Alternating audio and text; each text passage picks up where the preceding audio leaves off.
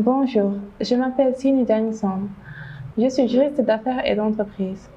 Je travaille en tant qu'assistante de direction au cabinet Global Vision Consolidated, abrégé GVC, qui est un cabinet d'études et de conseil en matière immobilière, foncière et fiscale. Aujourd'hui, nous allons parler du bail à usage professionnel. Le bail à usage professionnel est réglementé par l'AUDCJ du 15 décembre portant droit commercial général. La réglementation du bail à usage professionnel participe du souci de garantir la stabilité et la permanence des entreprises, mais aussi d'assurer une protection minimale indispensable à la sécurité des entreprises par des règles impératives.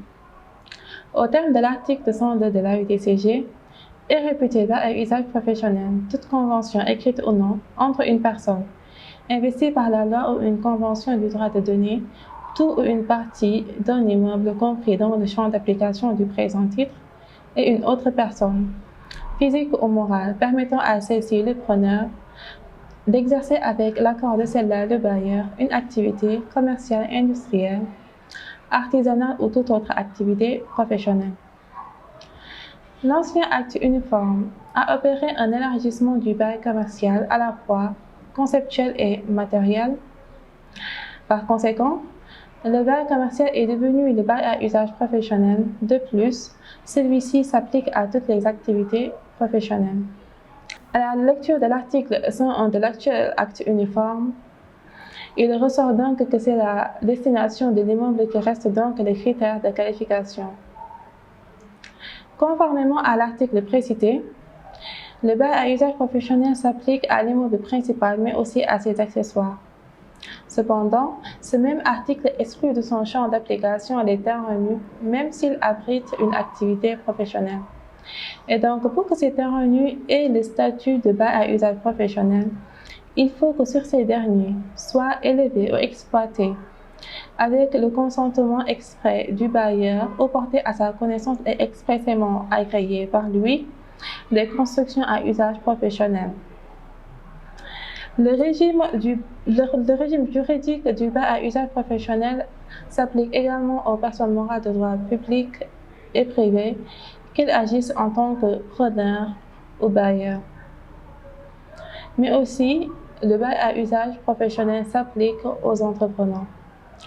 Le droit de donner en bail n'est pas uniquement réservé aux propriétaires. En effet, toute personne investie par la loi ou une convention du droit de donner peut l'effectuer.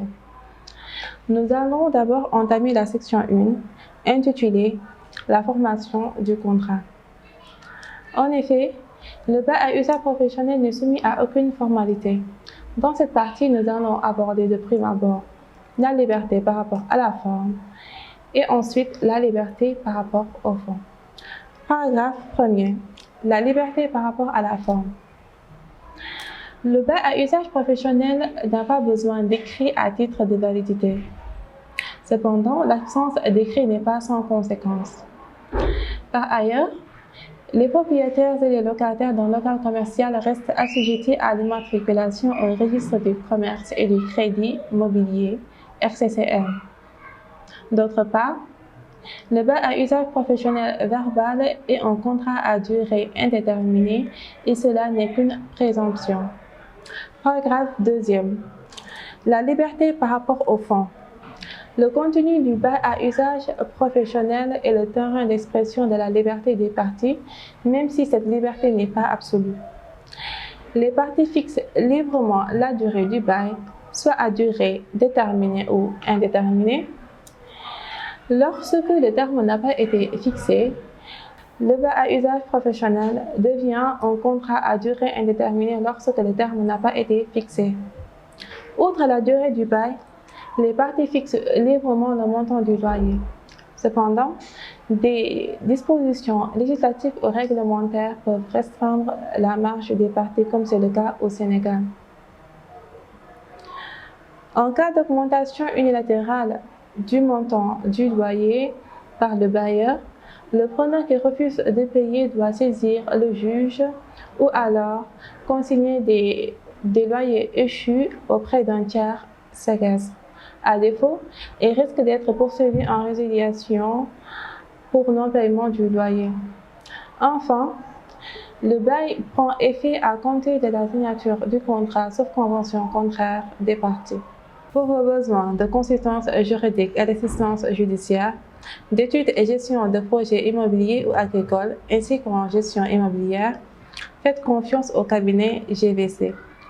Nous vous prions de nous contacter sur ces numéros 77 476 22 63 ou au 76 424 46 45.